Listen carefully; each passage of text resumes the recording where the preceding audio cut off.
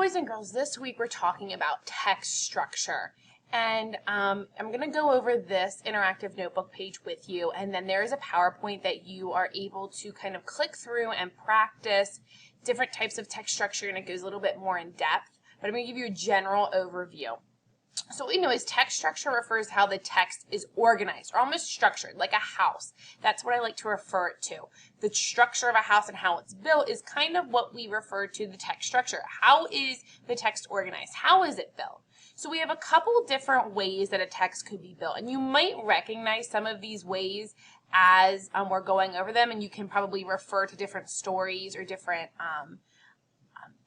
passages that you have read. So the first one we have is chronological order or sequence, and this tells the order in which the events occur or steps in a process. So you might have some keywords like first, then last, before, after, years, dates.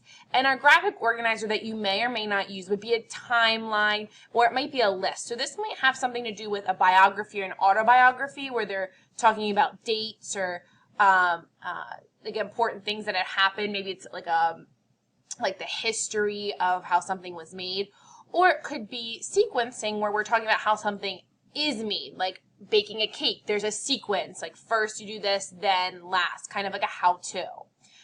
The next structure we have is comparing and contrasting, which you should be very familiar with because it's something that you should have seen before, and that tells how two or more things are alike or different. So you have keywords like same, different, like, unlike, and you have what we call a Venn diagram. So you have your two circles, you have one story here, or one thing here, another thing here, and then the both goes in the center. So this would be something where you're comparing or contrasting two different animals or two types of video games, something like that, where you're comparing and contrasting two or more things.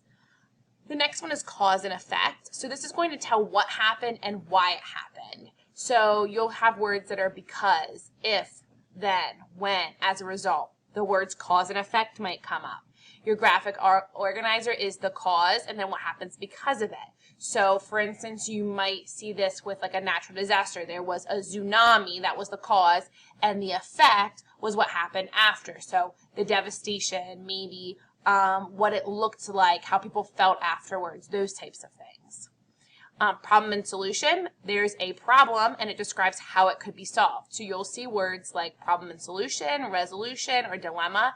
And this one we like to look at it as like a puzzle piece. So it kind of comes together. So you have a problem, but the solution connects and it becomes one whole. Again, this could be anything from an invention that somebody had a problem and they invented something to solve their issue. And your last one is your description, and this just gives details or characteristics about a topic. So there's lots of for example, for instance, most importantly, and this one we use a graphic organizer like the main idea and all of these supporting details. This one's just going to be very descriptive. It's going to show lots of descriptive words, it's going to have lots of details in it, and it's going to really give you a lot of information and important information about that topic. So the next thing I want you to do since you've watched this video is I want you to go through the PowerPoint and read through that PowerPoint and look through and do any activities, or if it's telling you to read and pick out keywords, I want you to read and pick out those keywords and be able to identify those, because it's very important for what we're going to be working on for the rest of the week.